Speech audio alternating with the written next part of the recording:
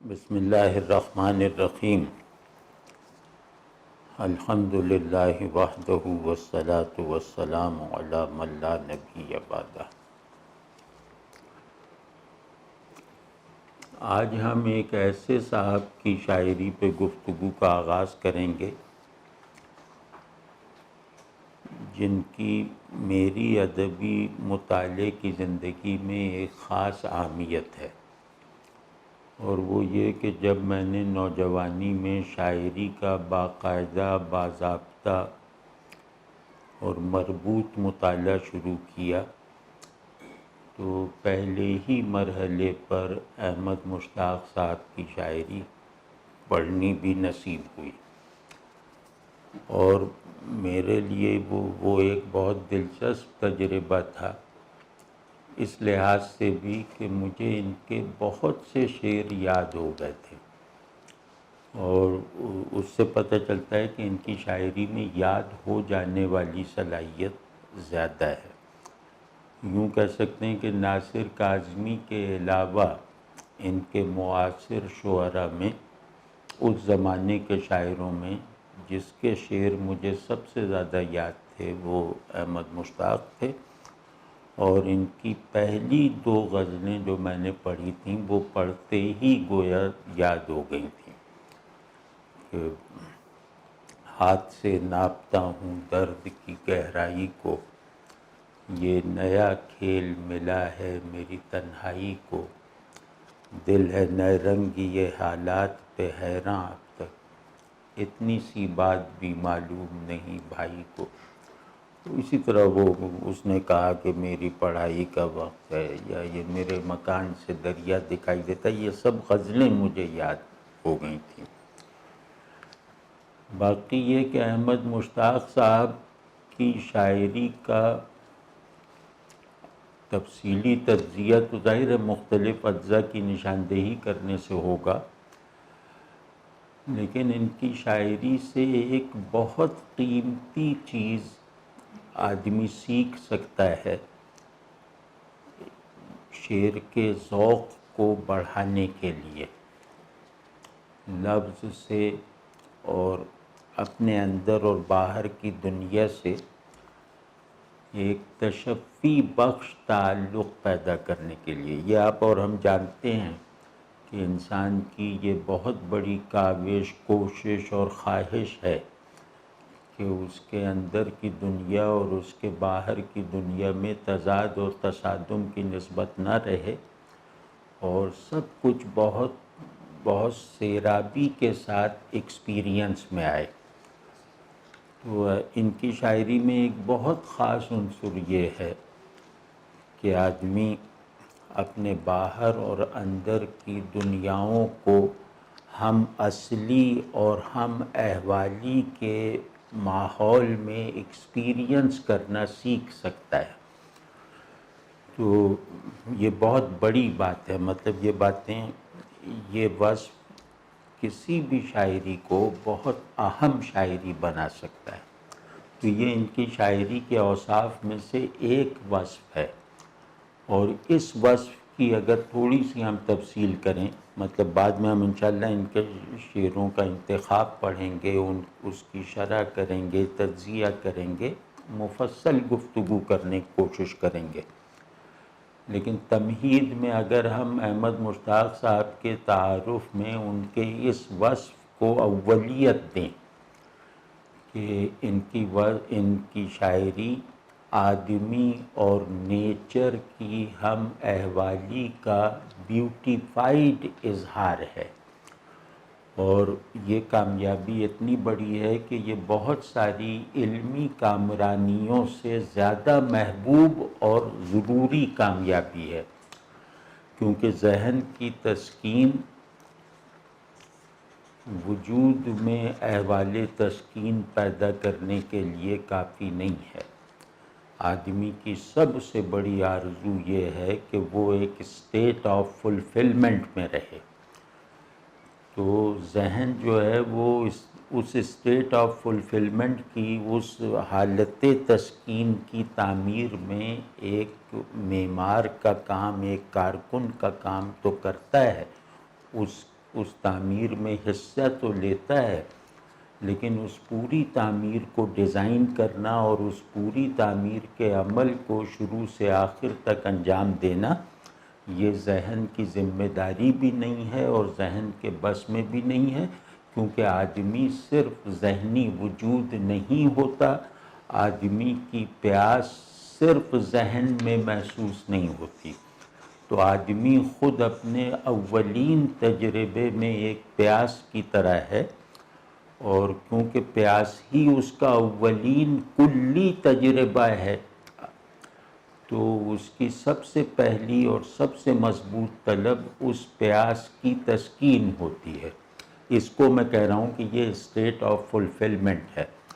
تو یہ پیاس کیونکہ آدمی کی ساخت میں داخل ہے، تو اس پیاس کا ایک حصہ پانی کے کسی مناسب حال تصور کے ساتھ ذہن بھی محسوس کرتا ہے، لیکن اس پیاس کے کچھ رنگ، کچھ زاویے، کچھ کیفیتیں اور اس پیاس کے دباؤ سے پیدا ہونے والی بہت سی ضرورتیں ایسی ہیں جو صرف ذہن کے ذریعے سے پوری نہیں ہو سکتی جب تک کہ آدمی کا وجود ان احوال کو مطلب اپنے اندر نہ سمولے، جن احوال کو سمجھنے میں بھی ذہن ناکافی ہے، تو ان کی فراہمی میں تو ظاہر ہے کہ ادھورا ہے۔ تو احمد مشتاق کی شاعری کا یہ وصف کہ یہ اپنے قاری کو ایک مطلب مجموعی انداز رکھنے والی اسٹیٹ آف فلفلمنٹ میں پہنچاتی ہے یا پہنچنے کا راستہ دکھا دیتی ہے، یہ ایک خاص دائرے میں ہے۔ مطلب اس کو یوں کہہ لیں کہ میں اور میرے باہر کی فطرت، ان میں امتیاز ذہنی ہے، وجودی نہیں ہے۔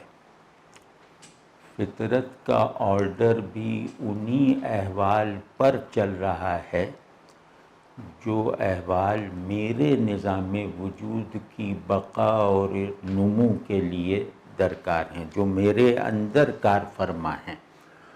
تو فطرت اور انسان اپنے نظام احوال یعنی اپنے انٹرنلائزڈ اسالیب وجود میں واحد ہے۔ تو اس وحدت کو دریافت کرنے یا اس وحدت کو ذہن سے ٹرانسلیٹ کرنے کی مختلف روایتیں ہیں۔ تو ان میں ایک روایت جو اسٹینڈرڈ روایت ہے وہ یہ ہے کہ فطرت اور انسان دونوں ہم نظام ہونے کی حالت میں ایک ٹرانسینڈنٹ اصول اور حقیقت کے تابع ہیں، یعنی ان دونوں آرڈرز کو ہم آہنگی کے ساتھ جو قوت چلا رہی ہے وہ قوت ان دونوں سے ماورا ہے۔ ان دونوں آرڈرز کو کے چلنے کے جو نتائج مقصود ہیں وہ نتائج بھی ان دونوں آرڈرز کی ڈومین سے باہر ہیں۔ واضح ہے نا؟ تو اس کو ہم کہتے ہیں کہ فطرت اور انسان کو ایک ٹرانسینڈنس کے پرسپیکٹو سے دیکھ کر ایک ثابت کرنا یا ایک دیکھنا اور دکھانا، یہ وہ روایت ہے جس کو مثال طور پہ عرفانی روایت کہیں، مابعد الطبیعی روایت کہیں، صوفیانہ روایت کہیں، کیونکہ یہاں اس روایت کا بنیادی ترین تصور یہ ہے کہ آدمی ہو یا اس کے باہر کا عالم فطرت، یہ دونوں بذات موجود نہیں ہیں بلکہ ایک ٹرانسینڈنٹ وجود کے مظاہر ہیں۔ ان مظاہر میں امتیاز یہ ہے کہ انسان حقیقت وجود کا فعال ایکٹیو مظہر ہے اور فطرت پیسیو مظہر ہے۔ تو فرق ان کی شناخت اور مرتبے میں ہے، ان کے اندرونی احوال میں نہیں ہے۔ ٹھیک ہے نا. انسان ایکٹیو مظہر اس لیے کہ وہ ذہن بھی رکھتا ہے، شعور بھی رکھتا ہے. انسان نظام ہدایت پر اس کا میکینزم چل رہا ہے، اس کا نظام فطرت پہ چل رہا ہے، نظام تخلیق پہ چل رہا ہے، وغیرہ وغیرہ. اس کے امتیازات کے اسباب مختلف ہیں. تو احمد مشتاق کی شاعری اس روایت سے تعلق نہیں رکھتی. یہ جیسے اس روایت میں صورت اور حقیقت کی ایک بائنری اپوزیشن ہے جو ہم آہنگ بھی ہے، متصادم بھی ہے، وہ ان کے یہاں نہیں پائی جاتی. ان کے یہاں صورت کا ایکسپیرینس حقیقت کے علم کا سبب نہیں ہے. صورت اپنے وجود میں کوئی علامت، کوئی سائن، کوئی انڈیکیٹر نہیں ہے، بلکہ صورت خود ایک منزل اور ایک مکمل اور مستغنی حال ہے. تو انہوں نے گویا روایت میں جو انسان اور فطرت کو چلانے والا ایک پرنسپل آرڈر اور اس کی پوری اسکیم ہے، اس سے تعلق نہیں رکھا.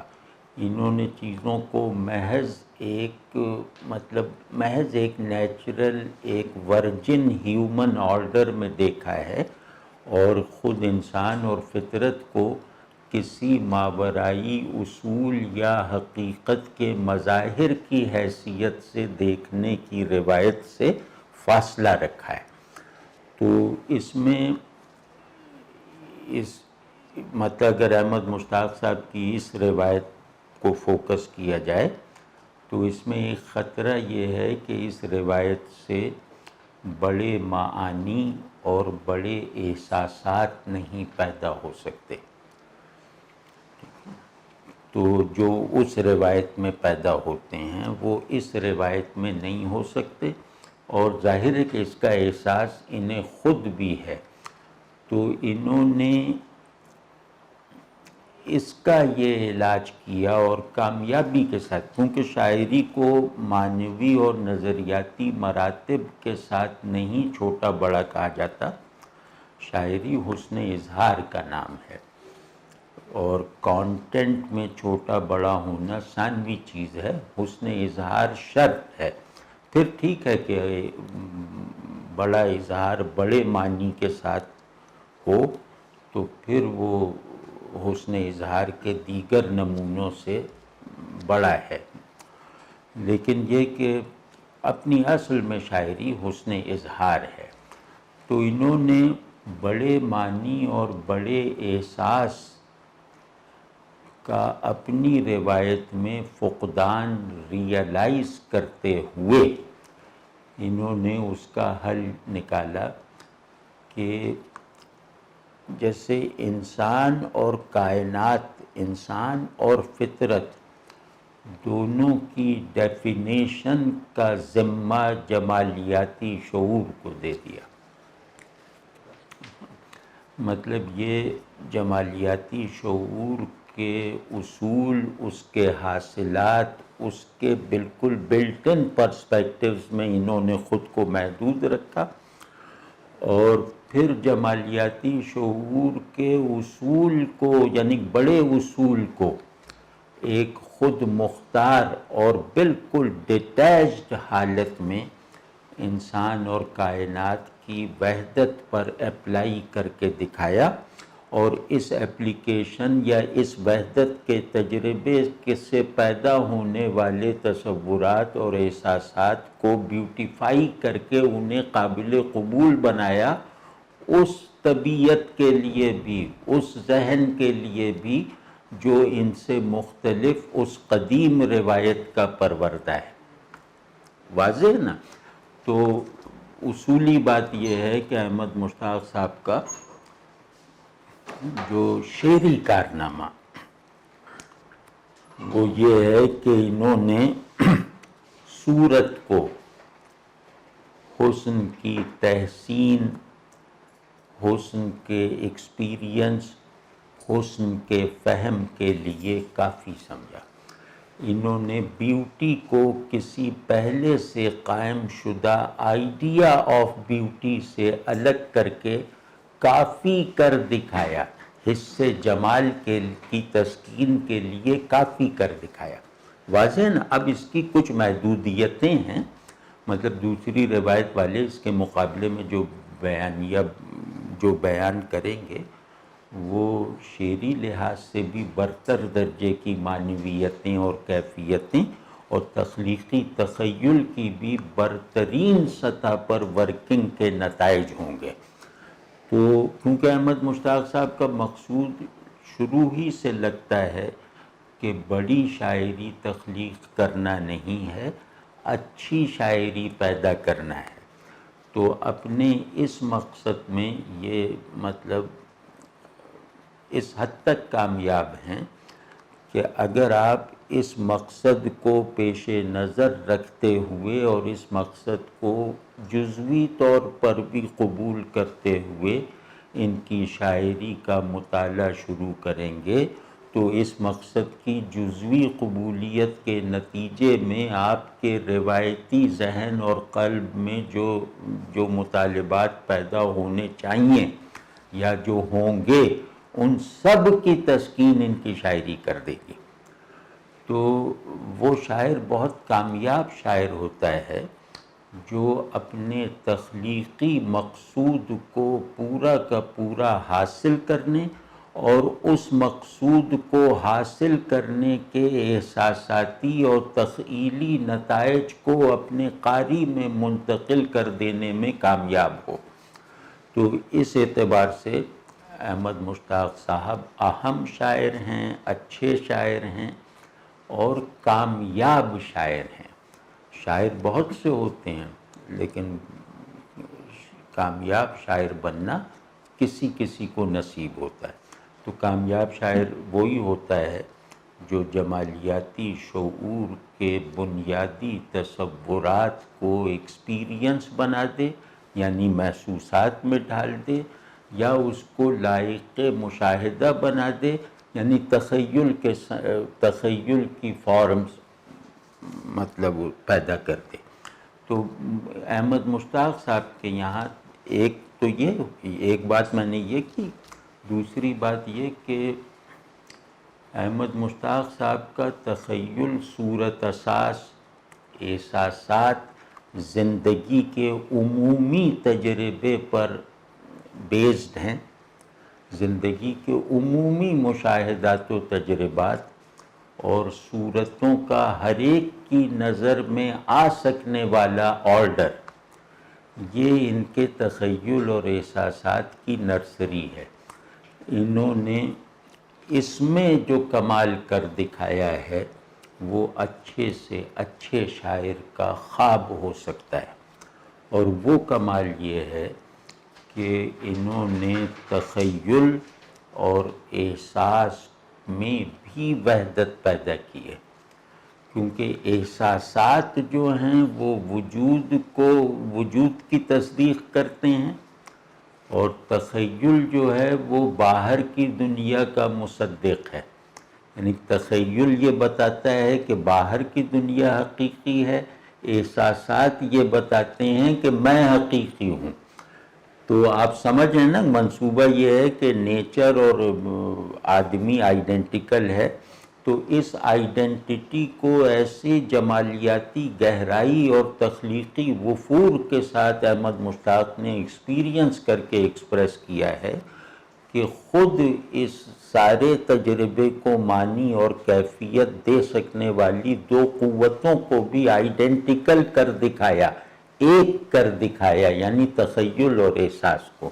اور یہ بات ہم سب کسی قدر جانتے ہی ہیں کہ جمالیاتی شعور کا وظیفہ، جمالیاتی شعور کا انداز کار ہی یہ ہے کہ وہ تخیل اور احساسات کے معمول کے فرق اور فاصلے کو ختم کر دیتا ہے۔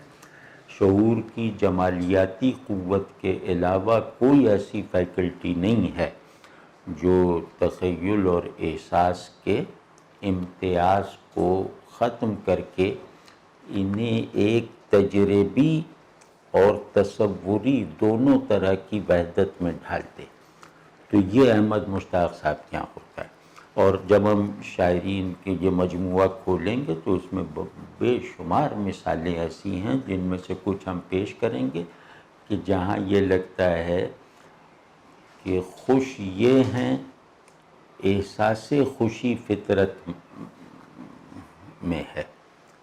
ٹھیک ہے نا، یعنی ان کی خوشی میں فطرت شریک ہے، ان کے غم میں فطرت شامل ہے. اور جو ہم حالی کی سب سے ٹھوس اور یقینی سطحیں ہیں جنہیں احساس کہتے ہیں. ٹھیک ہے نا، احساس اپنی بلندی میں، کیا نام ہے، حال اپنی بلندی میں خیال ہے، اور اپنے تصدیقی درجات میں احساس ہے. احساس حال کو قابل یقین بناتا ہے اور خیال اسی حال کو لائق تسلیم بناتا ہے. ٹھیک ہے نا.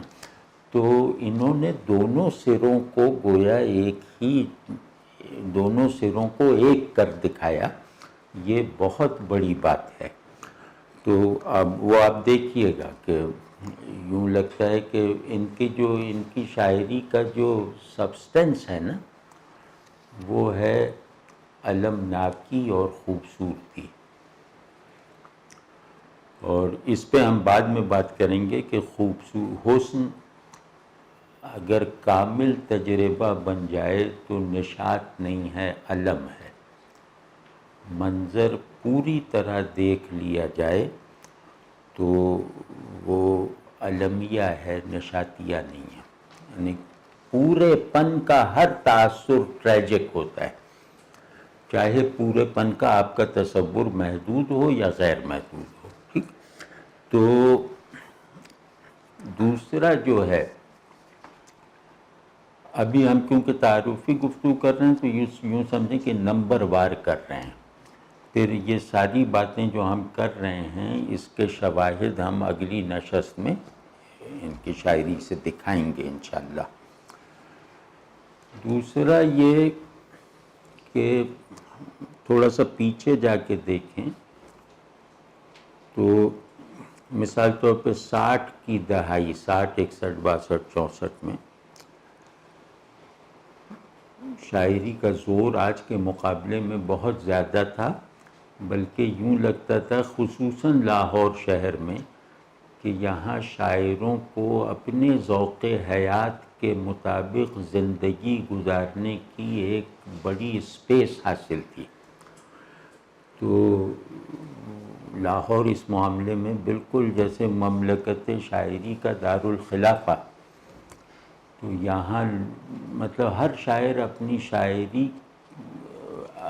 شاعری اور اپنی زندگی میں فاصلہ رکھے بغیر سہولت سے رہ سکتا تھا. ایک بوہیمینزم کی بھی گنجائش لاہور شہر میں تھی. گنجائش ہی نہیں، رعایت نہیں، بلکہ ایک وقت تھی، ایک تعظیم تھی. تو لیکن خیر اب وہ ماحول نہیں رہا. تو اس وقت کچھ شاعر تھے جن کے مجموعے آئے اور ان مجموعوں میں بڑی انفرادیت تھی. میں سمجھتا ہوں کہ تقسیم ہند کے بعد اردو غزل، ابھی ہم کیونکہ احمد مشتاق غزل گو ہیں، تو اردو غزل کی روایت میں ہمارے یہاں سن 60 کے بعد کا جو اشرہ ہے وہ اس لحاظ سے بہت اہم ہے کہ اس میں مختلف شاعرانہ انفرادیتوں نے ظہور کیا. تو اس میں کچھ مجموعے ایسے سامنے آئے جنہوں نے یوں سمجھیں کہ اردو غزل کو ایک تازہ معنوی اور کیفیاتی سیاق و سباق فراہم کر دیا. تو مطلب وہ تازہ سیاق و سباق یہ کہ ان لوگوں نے غزل پر ایک خاص طرح کا اردو پن مسلط ہو گیا تھا، اس تسلط کو توڑ دیا اور غزل میں ایک نئی لسانیاتی، ثقافتی، نفسیاتی فضا اس طرح داخل کر دی کہ نہ صرف یہ کہ غزل کی اپنی جمالیاتی استعداد اور سمائی میں اضافہ ہوا بلکہ خود اردو زبان کو بھی مقامیت کے پنجرے سے رہائی ملی یا رہائی ملنے کا آغاز ہوا، اور یہ سارا کام بیشتر لاہور میں ہوا۔ تو اور مطلب اردو میں مقامیت کے عنصر کو ایسا مغلوب کر دیا گیا، اور اس کے نتیجے میں کچھ ایسی وسعتیں اردو زبان کو بھی اور غزل کو بھی دونوں کو حاصل ہوئیں، جس میں مطلب تخیل کی پرواز کے لیے بھی خاصی اسپیس موجود تھی، اور جو مطلب لفظ کے وہ تخیل کو اگر لفظ کے معروف معنوی حدود اور مروج احساساتی قیود تک محدود اور محبوس کر کے رکھ دیا جائے تو پھر تخیل مرجھا جاتا ہے، سکڑ جاتا ہے۔ تو اردو شاعری کے ساتھ یہی ہونے لگا تھا کہ زبان کے سب سے نچلے درجے پر پیدا ہونے والے مفہومی اسٹرکچرز نے اس زبان سے تخلیقی ذہن کے تعلق کو مشکل بنا دیا تھا۔ تو یہ ان لوگوں نے اس مشکل کو حل کیا، اور مطلب اگر اجازت دو میں عرض کروں کہ ان لوگوں میں ایک میرے استاد بھی تھے سلیم احمد، انہوں نے بھی یہ کام کیا، اور اللہ سلامت ہے کہ احمد مشتاق صاحب اس کی صف اول میں تھے۔ مطلب ان کا جو پہلا شعری مجموعہ ہے اس کا عنوان ہی مجموعہ ہے، وہ بھی 60 کی دہائی میں کسی برس آیا تھا۔ وہ اس نے کوئی دھماکہ تو نہیں کیا، لیکن اس نے گویا شعر کی اندرونی ساخت میں، غزل کی اندرونی ساخت میں ایک کوئی نئی روح دوڑا دی، یا اس کے اندر کی دیواروں پہ رنگ اکھڑ گیا تھا، یبوست چھا گئی تھی، ویرانی مسلط ہو گئی تھی، تو انہوں نے اس کے اندر کی دیواروں کی دوبارہ تزئین کر دی۔ مجموعے کو ذرا اس نظر سے دیکھیے گا کہ اس نے ہمارے اس وقت کے موجود پوئٹک میکینکس میں کیا کیا مثبت تبدیلیاں پیدا کی ہیں، وہ بھی ہم انشاءاللہ آگے چل کے دیکھیں گے۔ تو ان کے بارے میں مطلب جو عام تاثر ہے، جو انتظار حسین ایسے بڑے لوگوں نے بھی اس تاثر کو پھیلانے میں حصہ لیا، وہ یہ کہ ان کے یہاں کوئی بڑے معنی، کوئی نظریہ تو نہیں ہے، لیکن نظریہ نہ ہونے کا مطلب یہ نہیں ہے کہ ان کے شعر کے سے نکلنے والے معنی میں تہداری نہیں ہے، ان کے تخیل سے بننے والے منظر میں کوئی ٹرانسینڈنس نہیں ہے، ایسا بالکل نہیں ہے۔ مطلب انتظار صاحب اس بات پہ انہیں شاباش دیتے ہیں، جس پر خود انہوں نے بعد میں عمل کرنا چھوڑ دیا تھا، کہ ان کے یہاں پانی پانی ہی ہے، وہ کوئی آب زمزم یا وندھیاچل کا پانی نہیں ہے، اس کی کوئی علامتی حیثیت نہیں، وہ بس عام پانی ہے۔ اس پانی کو انہوں نے اپنی اپنے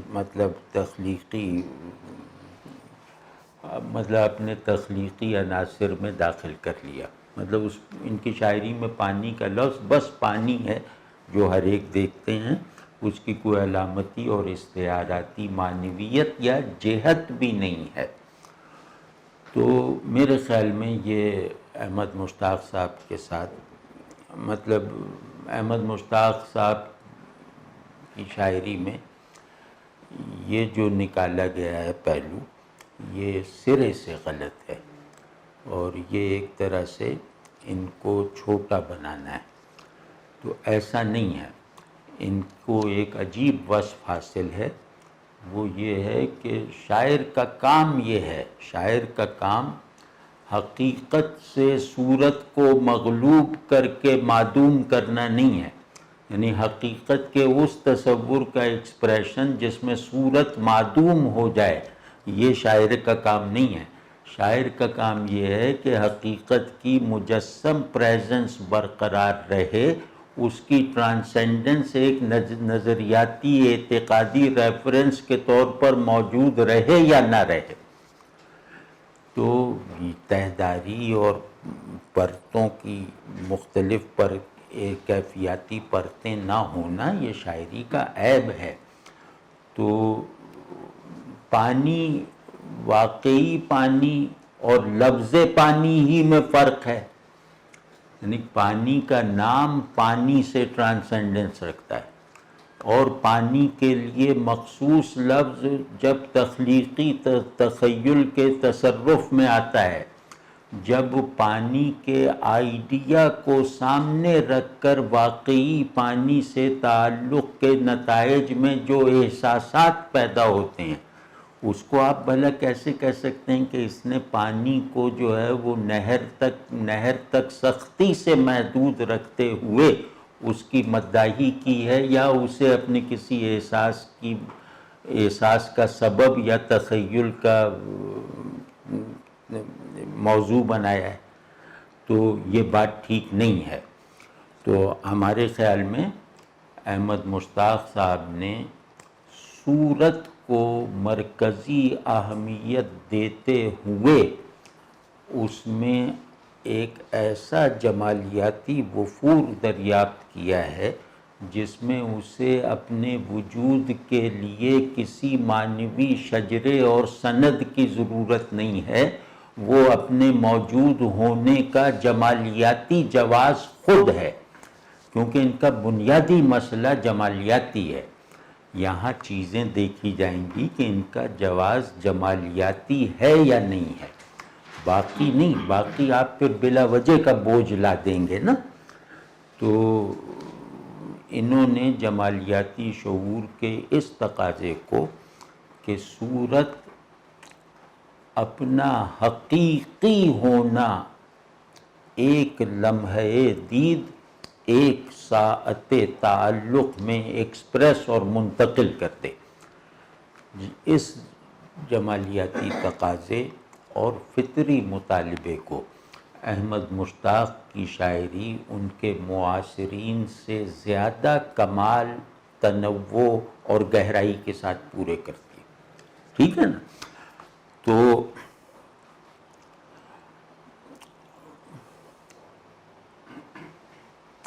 تیسری چیز جس کو پس منظر میں رکھنا ضروری ہے وہ یہ ہے کہ ان کے یہاں ایک طرح کی پیورٹی بہت ہے۔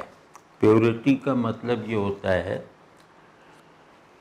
کہ ان کو سب سے زیادہ، جیسے ان کا جو جمالیاتی شعور یا احساس ہے جس نے ان کی شاعری کو خلق کیا ہے، وہ جمالیاتی شعور پولیوشن کو برداشت نہیں کرتا۔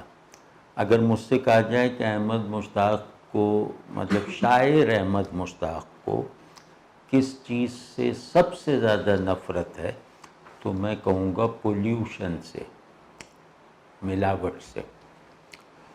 اور کس چیز سے سب سے زیادہ محبت ہے، تو میں کہوں گا کہ اس پیورٹی سے جس کو اینڈ لیسلی بیوٹیفائی کیا جا سکے، کیونکہ بیوٹیفیکیشن ملاوٹ زدہ چیز کو خوبصورت نہیں بنایا جا سکتا۔ تو چیزوں کو فارم اپنی اوریجنل صورت میں جو ہے وہ بیوٹیفائی ہو سکتی ہے۔ ملاوٹ کا شکار ہو کر کوئی بھی صورت محتاج ہو جاتی ہے کہ اسے خوبصورت بنانے یا ثابت کرنے کے لیے دیگر چیزوں کی اجازت یا مدد لی جائے۔ تو یہ چیزوں کو اس طرح دیکھتے ہیں کہ یہ ہر چیز، ہر فارم گویا جمالیاتی شعور کی کلی تسکین کر سکتی ہے۔ یہ ان کو پڑھنے سے پہلے ذہن میں رکھنا چاہیے۔ اس وجہ سے ان کے یہاں خوبصورتی کے جزیرے بنتے ہیں، زنجیر نہیں۔ یعنی ان کے جو خوبصورت آبجیکٹس ہیں وہ جزیروں کی طرح ہیں، زنجیر کی کڑیوں کی طرح نہیں ہیں۔ تو خیر یہ بھی ذہن میں رہے۔